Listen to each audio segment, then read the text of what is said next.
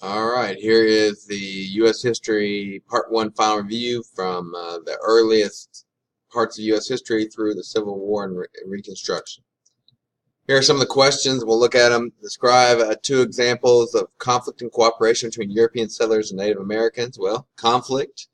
There was lots of conflict. You can talk about the conquistadors conquering the Native Americans, Columbus conquering Native Americans. You can talk about uh, the wars between the people at Jamestown and the Native Americans. In terms of cooperation, you could talk about Pocahontas saving the people at Jamestown at times and marrying John Rolfe. You could talk about Squanto and the first Thanksgiving and help the Pilgrims survive.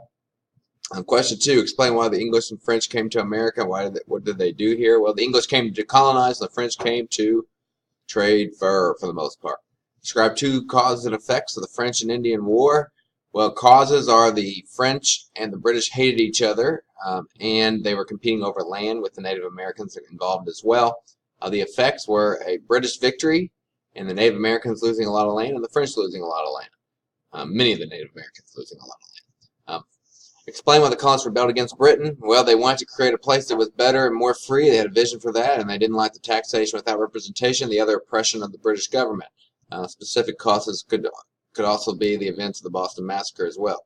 Describe two causes and effects of the Revolutionary War. Well, a cause of the Revolutionary War is, the colonists rebelling, the Boston Tea Party, the effects of the Boston Massacre, and of course the colonists not wanting taxation without representation. Effects, we have the United States of America is formed, and the United States gains a lot of land east of the Mississippi from Britain to create their new nation. Purpose of the Constitution is to protect the rights of the people, provide a framework and rules and laws for the government to operate under. Major steps the Washington administration did to establish precedents that were good for our nation. Well, the best precedent established was George Washington actually quitting being president. That set the precedent that we should have change of power and democracy. They also established the National Bank. They established treaties with other nations that were effective. So there's a lot of things the Washington administration did. Contrast the views of Jefferson and Hamilton. Jefferson wants a rule free as possible America. He doesn't care how weak or strong it is. Alexander Hamilton wants urbanization. He wants the national bank.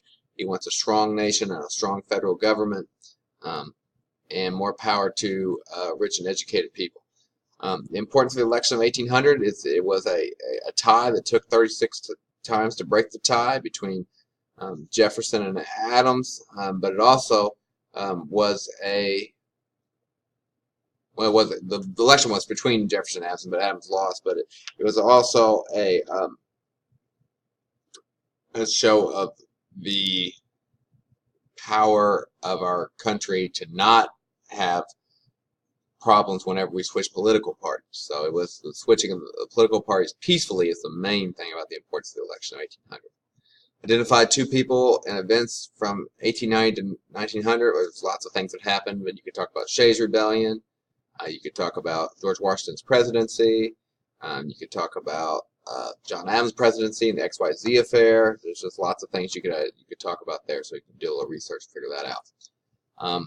Development of the values of the North and South in the early 1800s. Well, the South had agricultural, rural values that focused on the slave system and how to use slavery and agriculture to build wealth, while the North valued innovation, urbanization, technology, and the development of the factory system, industrialization.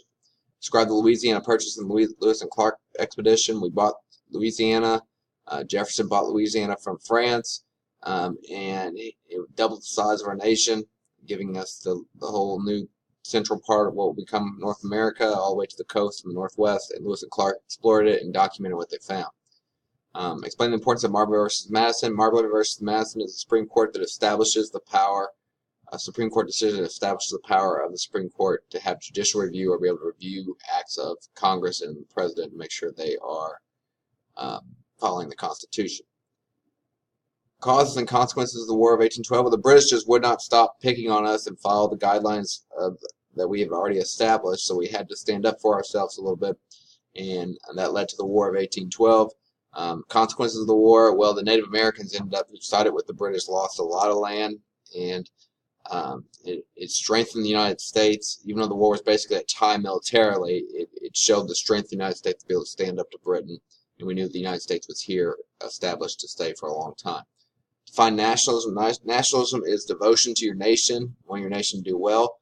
Nationalism has shaped who we are as a nation because of our strong nationalism. We've made lots of projects, made the country better, and in our wanting to do well as a nation has led to our nation's success.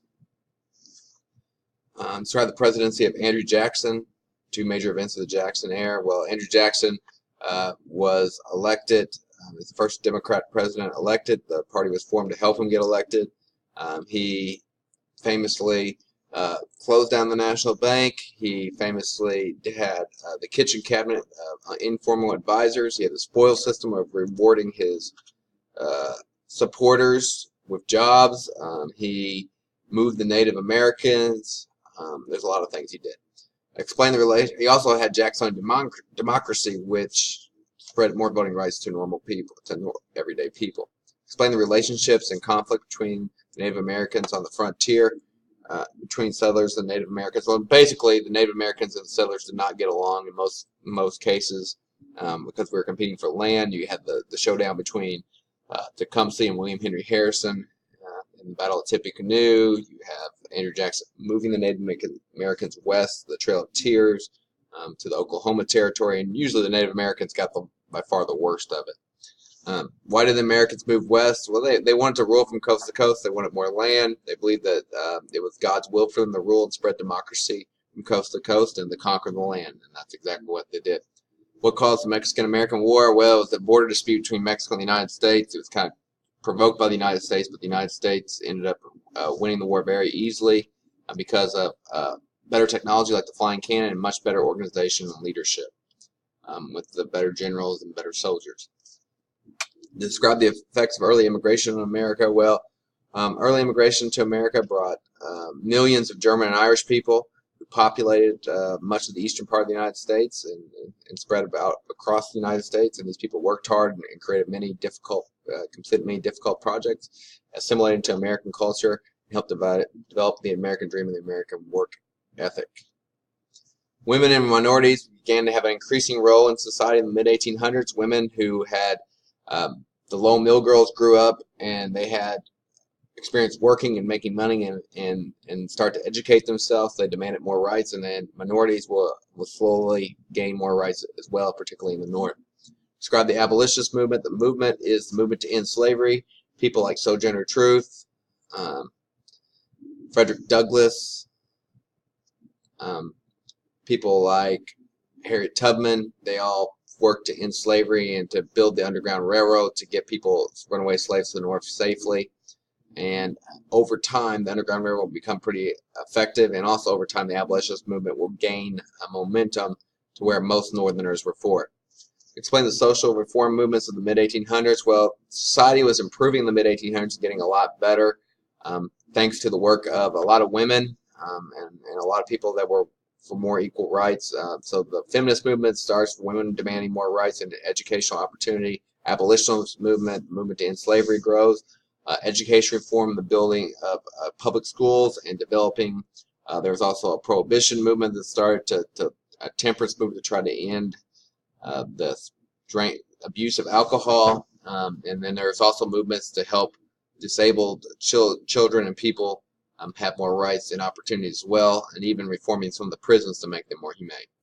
Causes of the Civil War, well, it's just a deep divide between the North and the South over the issue of slavery. The South also believed they had the states' rights to break away from the country, and of course the North did not believe that these states could leave the country. But the main cause of Civil War and fear of losing slavery that led the South to form the Confederacy.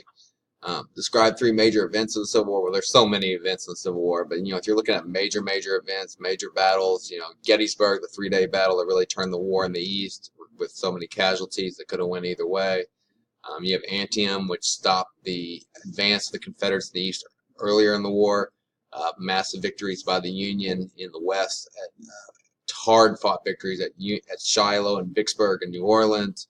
You have Sherman's March to the Sea, which devastated the South and pushed them towards finally giving in. And then early on in the war, you had the victories by the Confederates, so many victories in Virginia that made them think they actually had a real chance to actually win. So there's just so many things you can talk about the Civil War. After the Civil War, Reconstruction was, really, it probably would have went a lot better if Lincoln would have survived and not been assassinated. But there was all kinds of plans for reconciliation, but also plans for punishment. But eventually, Reconstruction divided the United States, the South, into military districts and gave them a path back into the Union if they followed certain restrictions. At this time, the North controlled the South, but which caused a lot of bitterness and resentment to remain. And that kind of gets into our lasting effects of the Civil War. You think about the Civil War, and you look at what happened. The bitterness remained. Andrew Johnson could not be as strong a leader as Abraham Lincoln, and it eventually led to him up for impeachment trial and eventually not running for re-election, which led to Ulysses S. Grant, who was a pretty good president, replacing him. The Black Codes are just, events where the states tried and local governments tried to implement segregation and racism legally by getting around the 13th, 14th, and 15th Amendments. Of course, the Reconstruction Amendments of the 13th, which ends slavery permanently everywhere, and the 14th, 15th, with guarantee rights and give voting rights to African Americans, are hugely important amendments in American history. And the Compromise of 1877 finally officially puts America back together on the map, but it will be, really another 80, 90, 100 years before America, the bitterness and stuff starts to really subside between the North and the South. Okay, I hope this helps you. Thanks for your attention.